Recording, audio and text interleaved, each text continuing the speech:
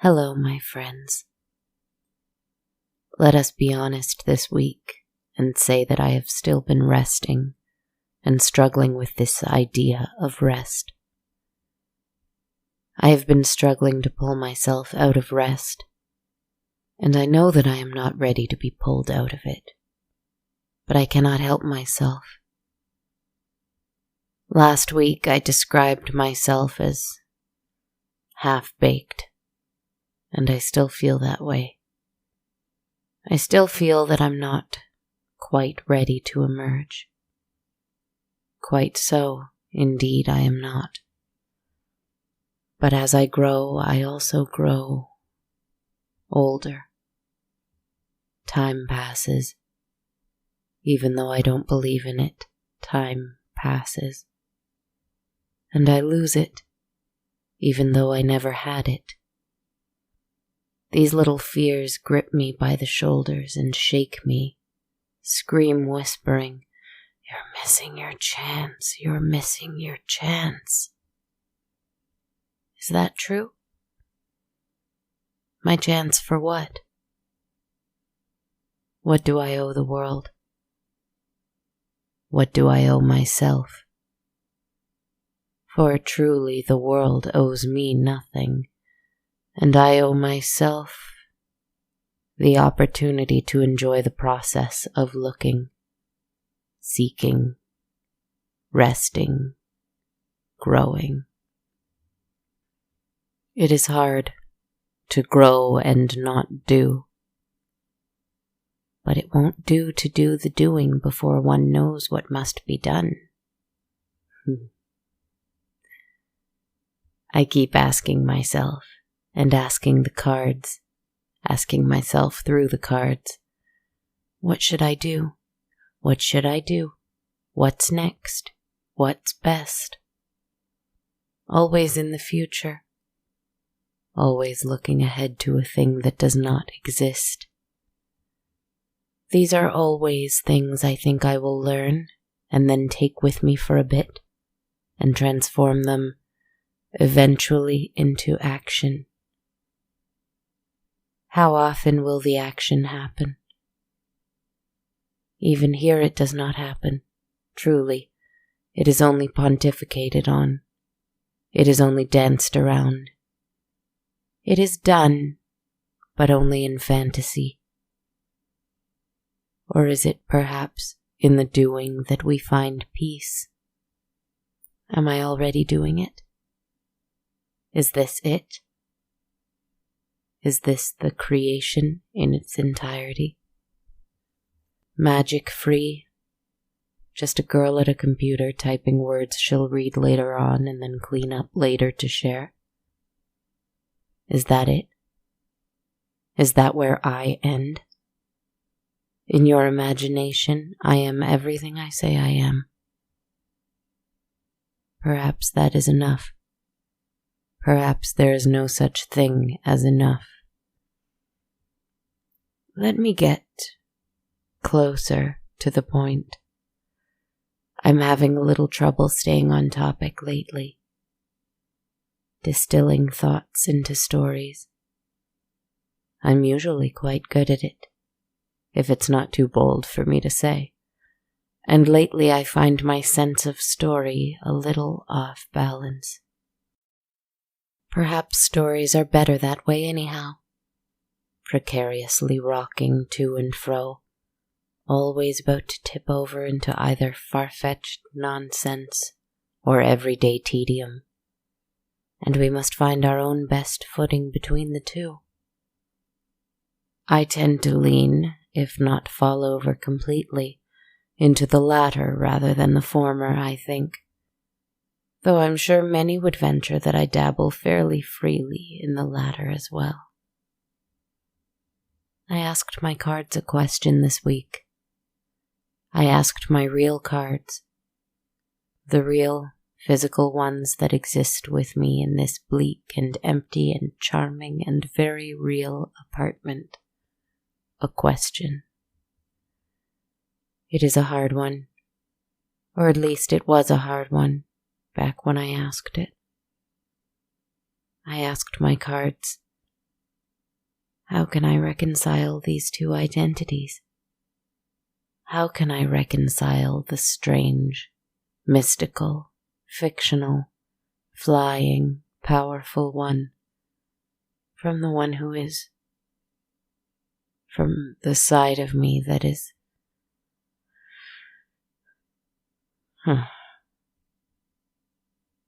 As I drew the card, I knew what the answer was even before I turned it over.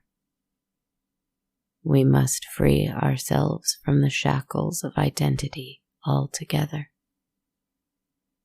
And I drew death. I love this card, and not for the obvious fact that I am fascinated by death in general.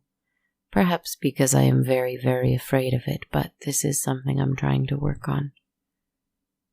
Death. Death in the tarot deck does not represent simply death, ending. No, it symbolizes all of the gifts death brings. Change, rebirth, opportunity, beginnings, transformation. I love this card because I love change. I love chaos. I've said it before and I'll say it as many times as I please. I have been forgetting about the source of my power. That very chaos I'm so enamored with. Anarchy. Complete freedom. Not only for myself and for others, but freedom for the world to be what it will be, without people muscling their will in the most sacred and untouchable places in the universe. The futile journey of seeking and understanding and conquering and overpowering will be our undoing, surely. And that futile, false journey distracts us from the absolute perfection that are all the unknowable wonders that await within, behind, and beyond our experience living in this world, where even reality is magnificently magical, if only we take the time to see that. In my darkest moments, I forget this. In my brightest moments, I weep at it. These last couple of weeks have been dark, as I've been resting and changing and transforming. If you've listened, you know, and if you haven't listened, it doesn't matter. It's just been me, sleeping, resting, trying to grow into my destiny. But it's been difficult. The chrysalis won't open. My eyes won't open. It feels as if my heart won't open. I seem to be stuck. I know there is work to be done. There are people to help. There are places to save and to savor. I will unstick myself. I promise. I always do, don't I? In the meantime, I will try very hard to tell you a little story. A simple little story. For I can't manage much else this week somehow.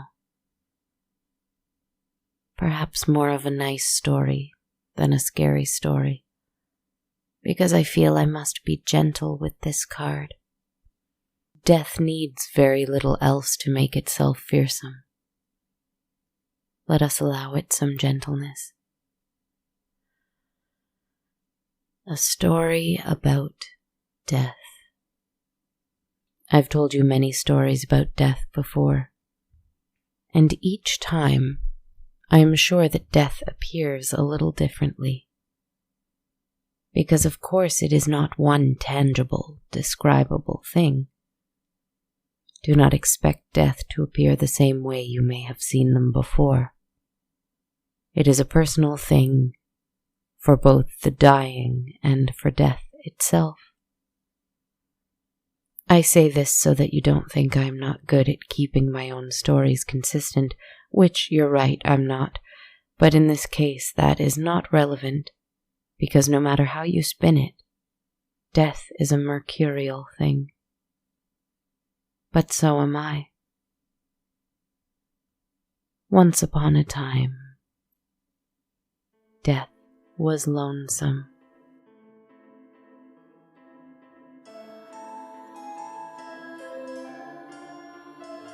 And so he put on his finest suit of glittering black silk, and he wore the loveliest red gloves and shiniest red shoes, and he tied back his long black hair with a red ribbon, and he practiced his warmest, most dashing smile, and he set out to find a party.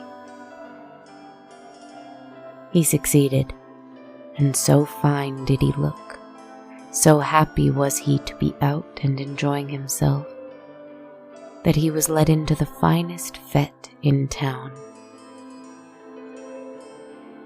Warm firelight lit the great hall. Death did not know what these young and beautiful people were celebrating, but he was happy they were celebrating something, though. Partygoers danced merrily in a waltz, accompanied by a band all in golden masks.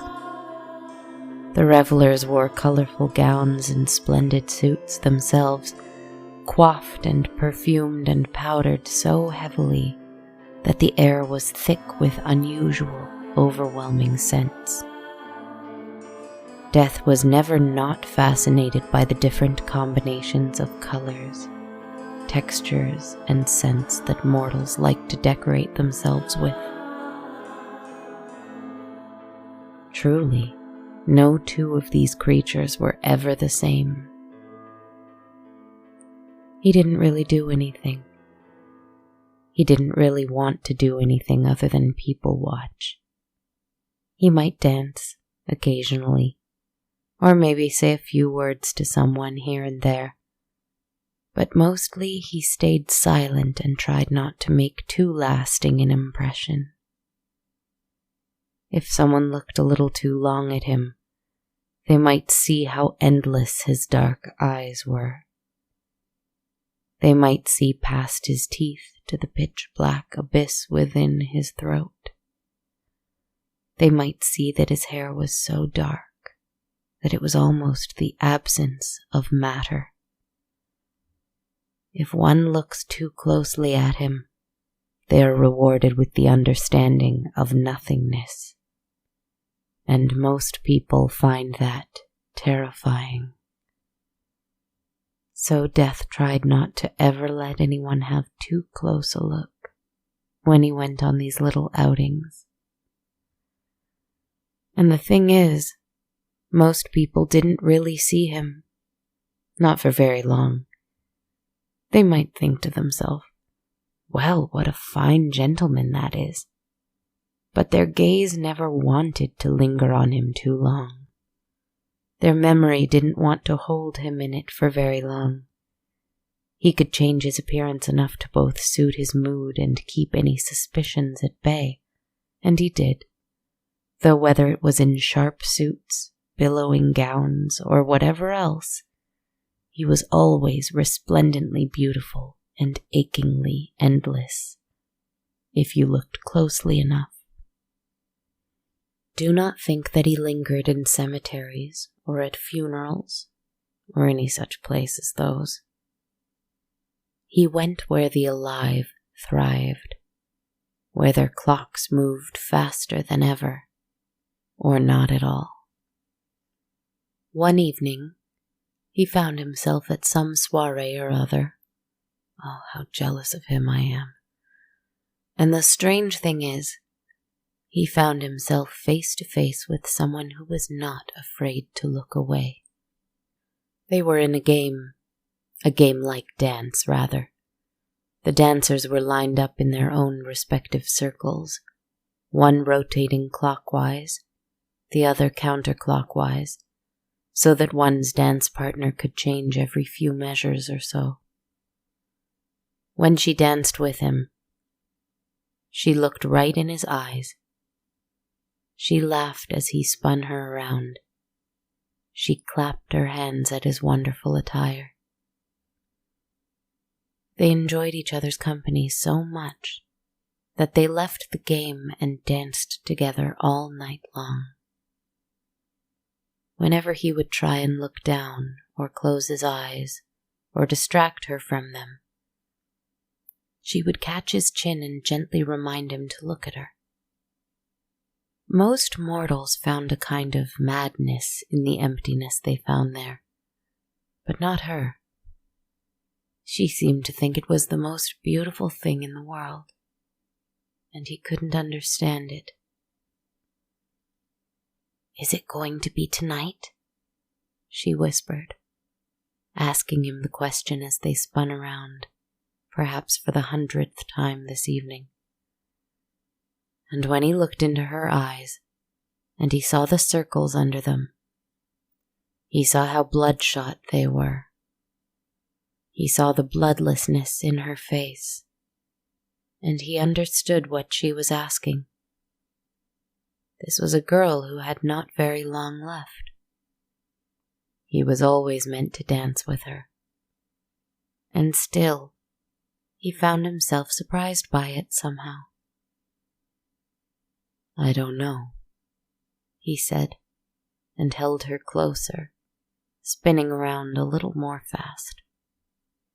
She laughed gleefully as he did spin faster, and she kept time with him well. She was not afraid of the answer, and he noticed it. Even though the potted plants wilted and died as he passed them by, even though some of the other guests screamed or fainted when they looked at him too long, she did not look anywhere but at him. "Where will I go?"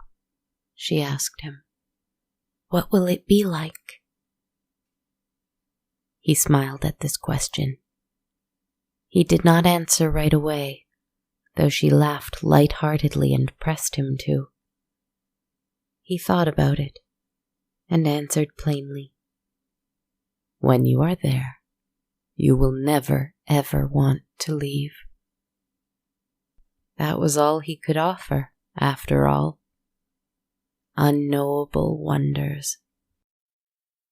And it was more than enough comfort for her, even though he hadn't offered it to be a comfort, and she never asked for one.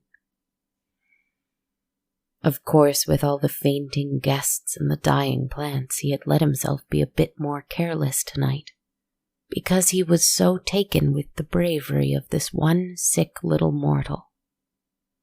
Fingers pointed and gasps echoed through the event, and the dancing slowed and then came to a complete halt, screams now echoing throughout the hall. To everyone else he must have appeared ghastly. I cannot say what he appeared to be to most of them, now that they were certain what he was, since he would have been different in the eyes of every person in attendance. A figure in a black cloak? A skeleton only? A gaunt and ghoulish wraith? Who can say? As the crowd began to circle him and hesitantly come a little closer, the girl with the red eyes inserted herself between Death and the crowd, pleading with them to calm down, to leave him be, to resume their dancing. And as he looked down at her, pressing her arms out to defend him with a body that could barely even defend itself, he knew that in her eyes he was even more splendid than he chose to appear at the start of the night. "You don't understand," she cried out. And they didn't. They couldn't see that at his feet sprouted new daffodils. They couldn't see the trail of animals that followed him, equally as enamored as her. They couldn't see how soft his hands actually were, or how kind his smile was. They were too afraid. They were too distracted by how soft and colorful and lovely the world around them was, that they could not fathom how much more beautiful his world could be. Even when he was brought about by disaster, even when he was spurred on by tragedy, for time and life have very little to do with one another. And this girl with the red eyes knew that. She knew that there was no time, there was no fate, there was only life. And then once that was gone, mystery. And what could be more exciting, more wondrous than mystery? I had the image in my head of a handsome and dashing death who had never done anyone wrong, really, being attacked by a crowd of people so drunk on life they could not see the love in his eyes, only that terrifying mystery. Except for one girl who wanted to protect him because he was all she had left. That is the extent of that story. It is not the end of the episode, but it was an image that I had to honor, I guess. Now, many, many, many years later, in fact, not very long ago at all, I went venturing out to meet death at a party. It was a long shot, I knew, but I thought it would be worth a try. I set the place very nicely. I lit up little string lights that hung from the ceiling. I turned the neon sign in the window on, just so that death would know to come in. Of course, the place I found myself in. This place had been empty for months, as it must be. But for me and for death, it would be all right, even if only just for this once. I waited at the bar with a little drink in front of me. I looked down at my hands, and in the changing neon light, they went from green to gold to blue to translucent purple to just flesh sometimes. Sometimes they're just the color of flesh, of my mortal flesh. I suppose most of the time they are that, but it wouldn't be fun if that's what I told you. Not all the time, would it? I waited, and music played from some sound system that needed very little tending to. Perhaps because this is a fantasy too. It is a fantasy. It is a dream, though I am as real as I could possibly be here. Eventually, I hear the door swing open. I do not turn to see who it is, for I know who it is. Outside, no cars go by. Outside, no one is out and about. This is a version of the city that I feel in my bones, but I'm certain it's not quite so deserted in reality. It just feels deserted. And so it is here, in my little dream. My last little dream I'll share for some time, I think, here. I hear his footsteps coming towards the bar. The little stool beside me is pulled, and he sits and joins me. I hear a strange breathing, heavy, echoing, monstrous, not like the death I've just told you about.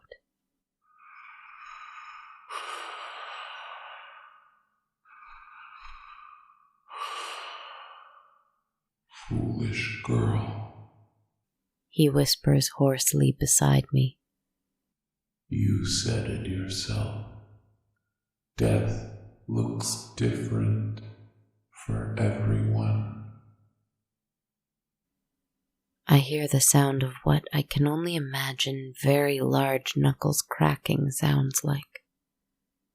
The shadow of two huge wings appear behind my companion, almost wrapping me up, and I'm certain that if I looked at him, he would be grinning.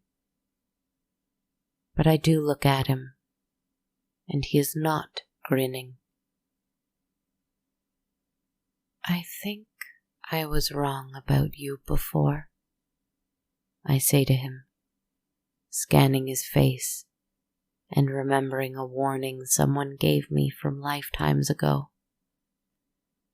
You're not death, are you? This thing that it turns out I don't know after all raises an eyebrow and raises a glass, seemingly telling me that I am correct. He gestures with only a short tilt of his head to the bartender, who is now there with us and was not before. He gestures just as the bartender places a glass of what I assume is red wine before me. But the hand sliding the drink towards me is made up of delicate, glimmering white bones. I look up to her face, and she is a skeleton. A skeleton adorned in rubies and pearls, wearing golden spectacles, teeth shining, and endless black holes in her eye sockets. Every bone is iridescent. Every jewel is flawless. And her smile is so large, so wide, that it is terrifying. Like she is locked in a joyful scream or a laugh. Splendid, glittering joy. Endless knowledge and wisdom. Complete freedom, even freedom from flesh now. For me, death has changed from being an intimidating and beautiful stranger, one that is romantic and volatile as a stormy summer night, to instead being a certain version of me that has surpassed all of my potential, and therefore, having no need of time, which I don't believe in anyway, death is just you, or in my case, me, in a state of complete, earned, never-ending timelessness. Maybe. And that is nothing to fear, because that is the state that I believe we should already be living in. How silly. In an effort to absorb my two identities into one, I instead invented a third one. No. The fact is that my question was flawed. Reconcile my two identities. I cannot reconcile my hundreds of identities. And having 100 identities is just the same as having none at all. Except like time, like lifetime, like years lived, counting one's identities limits them to the meaningless futility of a single number, no matter how large that number can be.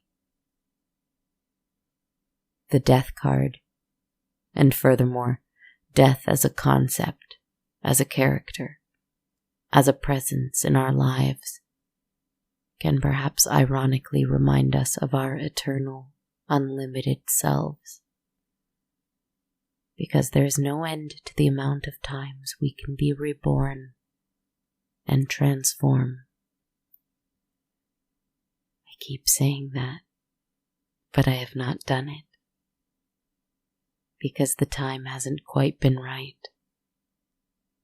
But I don't believe in time. I believe in everything else, almost. Especially myself. My eyes are opening in this chrysalis now, and I can see everything that I want to.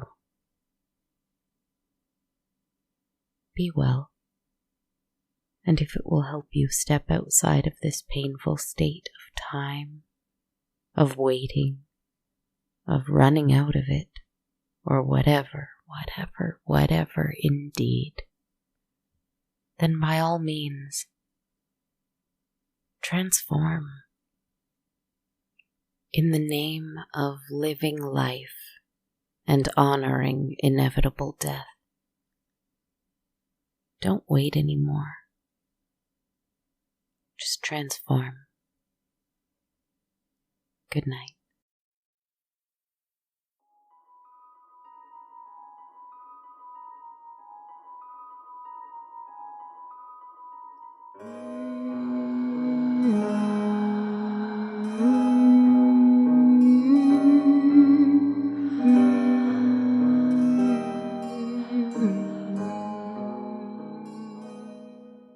Hello, my friends. Thank you so much for tuning into episode 135 of On a Dark Cold Night.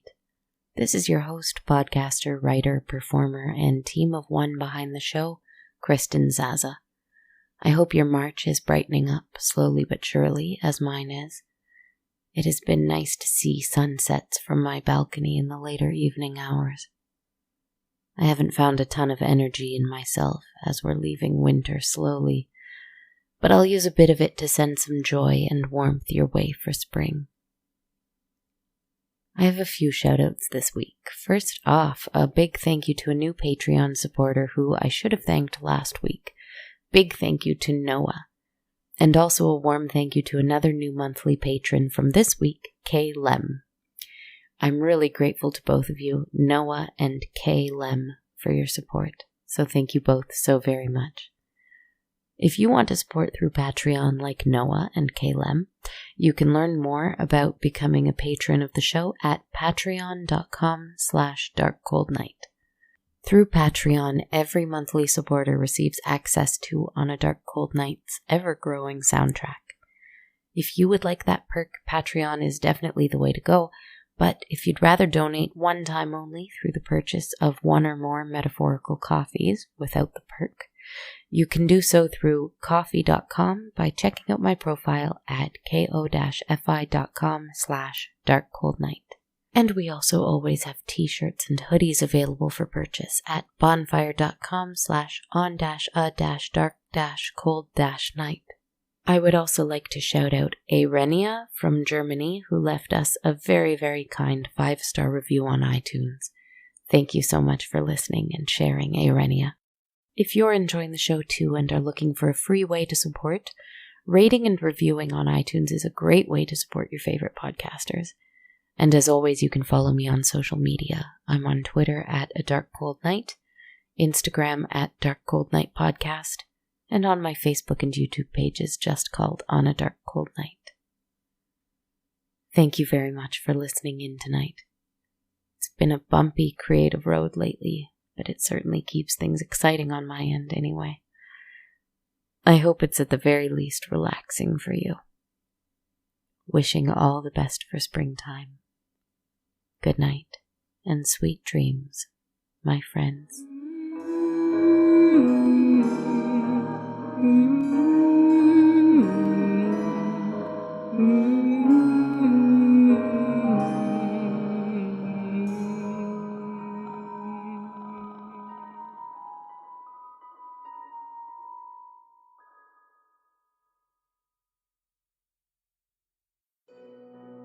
This podcast has been brought to you by the Sonar Network. Sonar.